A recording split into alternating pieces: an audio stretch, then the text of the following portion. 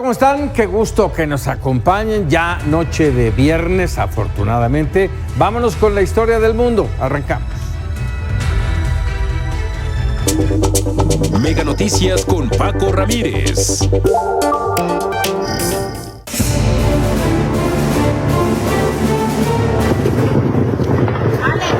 muévete, que se oyen los drones.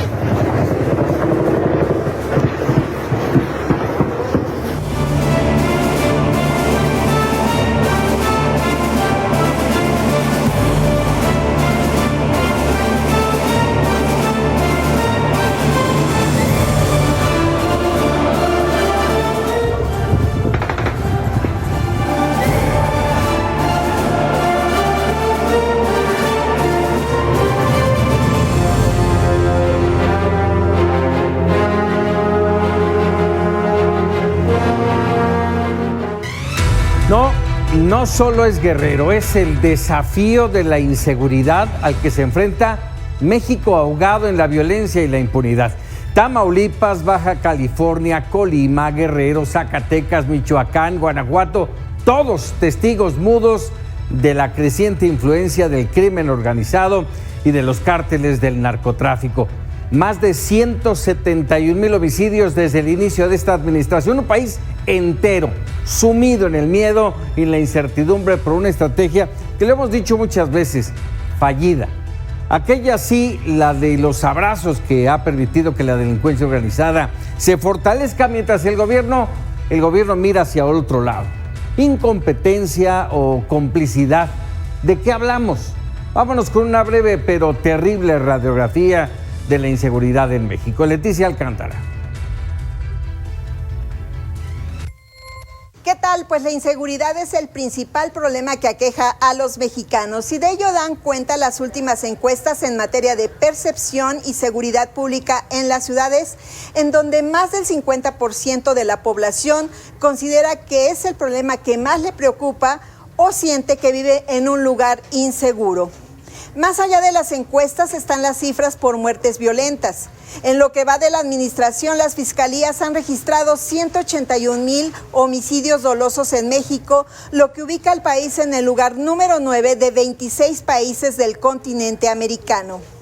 Tan solo en el primer mes de 2024 se registraron 2,433 víctimas de homicidio. 6 de los estados concentraron el 48% de los homicidios dolosos totales. Se trata de Guanajuato, Estado de México, Baja California, Chihuahua, Michoacán y Jalisco. Además, durante el 2023 se registraron al menos 6,378 atrocidades, entre las que destacan 1,700 casos de tortura, 935 asesinatos de mujeres y 427 masacres. Las 10 entidades con más atrocidades fueron Baja California, Guanajuato, Chihuahua, Guerrero, Morelos, Jalisco, Puebla, Veracruz, Michoacán y Zacatecas. Es en estas entidades donde se concentran 9 de las ciudades más violentas a nivel mundial. Prueba de ello son los asesinatos, desapariciones y conflictos por el narco en Zacatecas, la violencia por desplazamientos y enfrentamientos de grupos armados en Chiapas, el cobro de piso, extorsiones, secuestros y ejecuciones en Michoacán, y los problemas por el control del narco y masacres estudiantiles que hoy sin duda siguen causando estragos en Guerrero.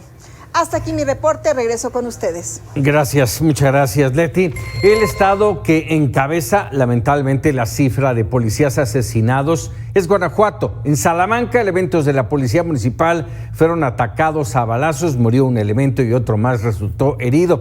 En los 75 días que va de este año, en Guanajuato han sido asesinados 20 policías, un promedio de uno cada 4 días. Y bueno, es tan solo la imagen de una entidad, pero la situación en Zacatecas, lo hemos visto en los últimos días, las balaceras y los enfrentamientos en Tamaulipas, es una situación bastante complicada. Y por ello establecemos comunicación con Jorge Lara, especialista en seguridad y justicia, ex subprocurador de la PGR, de la extinta PGR, ahora Fiscalía General de la República.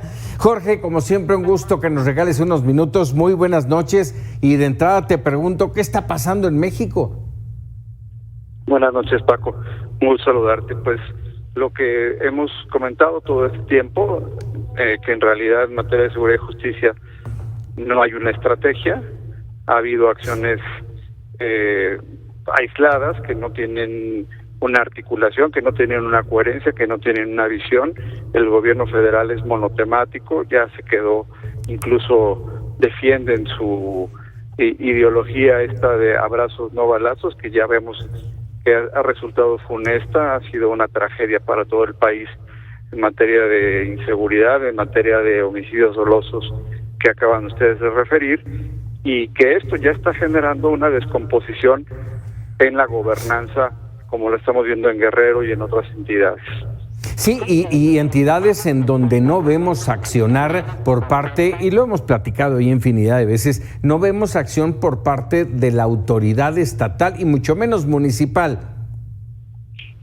El tema de la seguridad y justicia, Paco, tiene que manejarse y realizarse desde una perspectiva de sistémica. Así ha sido planteado. No puede haber una división entre los tres niveles de gobierno, más bien debe haber lo contrario: colaboración, cooperación, trabajo conjunto y coordinado.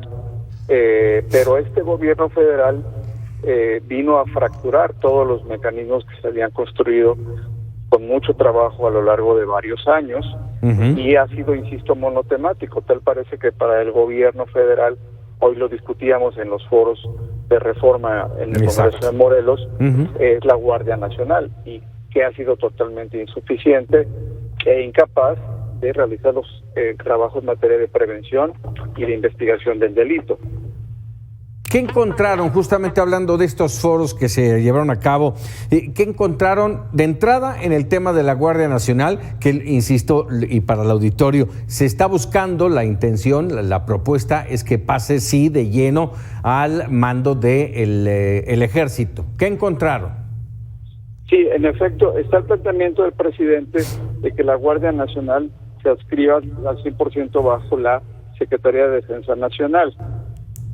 En la discusión prevalece la idea de que no puede haber un cuerpo policíaco nacional integrado exclusivamente con doctrina, naturaleza, misión y formación de soldado, soldadesca o castrense. Se requiere vocación, se requiere reclutamiento, se requiere doctrina y se requiere formación policíaca, que es de lo que carecen los 120,000 integrantes de la Guardia Nacional, y esto se advierte fácilmente, pues precisamente ante la pobreza de resultados, tanto en el tramo de la prevención del delito, porque no vemos que se prevengan este tipo de acciones que vemos todos los días en el país. Tal parecería que la delincuencia va unos pasos o muchos pasos adelante de la autoridad, cuando la autoridad tiene todos los instrumentos para saber, para conocer y para anticiparse a los hechos delictuosos. Entonces, ha sido en ese sentido un fracaso la Guardia Nacional, y lo mismo puede decirse de los niveles de impunidad, es decir, no hay un trabajo de esclarecimiento de los hechos, no hay un trabajo de investigación del delito, y eso arroja niveles de impunidad, tanto a nivel federal como estatal, cercanos en muchos casos al 100%. Entonces estamos viviendo el peor de los mundos, y me parece que es urgente que se retomen los trabajos de coordinación, de visión sistémica, en donde se puedan sentar policías estatales, municipales y federales y analizar y hacer trabajo conjunto, lo que se insiste tanto, aplicar la inteligencia, que es la información que ya se tiene de estos grupos criminales, pegarles en el aspecto financiero, desintegrar los grupos del crimen organizado, y algo que también este gobierno no ha querido hacer, que es coordinarse con los gobiernos de otros países, especialmente en materia de crimen organizado con el gobierno de Estados Unidos, porque el problema de la delincuencia transnacional es justamente internacional. Ellos hacen negocios y no les interesa la división de fronteras. Ellos tienen trasiego de droga, trata de personas, incluso contrabando, generan miles de millones de dólares, y estos grupos criminales no se pueden combatir desde una perspectiva unilateral.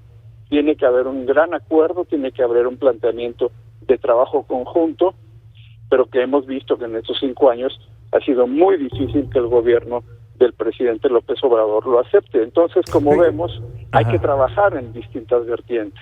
Oye, a ver, y déjame mencionarlo. Esto último, muy importante lo que has mencionado, qué es lo que hace falta, lo que se tiene que hacer, pero no ha sido en los últimos 5 años, Jorge. Llevamos muchos más diciendo exactamente lo mismo y no ha pasado nada, ¿eh? Que se exacerbó en esta última etapa, sin duda. Sí, en efecto, esto ha sido un ir y venir, se hacen las propuestas, se generan las reformas, pero no se les da continuidad, no se consolidan las instituciones. Vimos un esfuerzo institucional en la consolidación, por ejemplo, de Policía Federal, que más o menos empezaba a funcionar y es sustituida por una Guardia Nacional de naturaleza castrense. A lo que yo digo ahora es, frente al contexto electoral, ¿qué va a pasar con la Guardia Nacional? ¿Qué vamos a hacer? Pues ya está ahí la Guardia Nacional. Claro. Me parece que uno de los grandes retos en Guardia Nacional es su transición a una policía civil muy bien preparada, muy bien robusta, muy completa en cuanto a las capacidades institucionales y sobre todo algo que la ley exige, que es con elementos certificados, por un lado, y volver a rescatar del abandono en el que se encuentran cerca de 400,000 elementos de las policías estatales y municipales, volver a darles recursos, volver a capacitarlos, y entonces ahora sí, entre la Federación, estados y municipios, dar un frente único en contra del crimen organizado. A ver, con todo esto que hagamos que nos has comentado, Jorge, ¿de qué estamos hablando? ¿De ineptitud o de complicidad? Pues muchas veces no son contradictorios, ¿verdad? Puede haber también una complicidad que se esboce en ineptitud. Lo que sí es un hecho es que ha habido brazos caídos, 1, por parte de la Federación, 2, la política de abrazos se ha traducido en que no se toca a los grupos del crimen, y no solamente no se toca en que no se detienen o no son llevados a juicios los líderes del crimen, no se les quita un solo peso.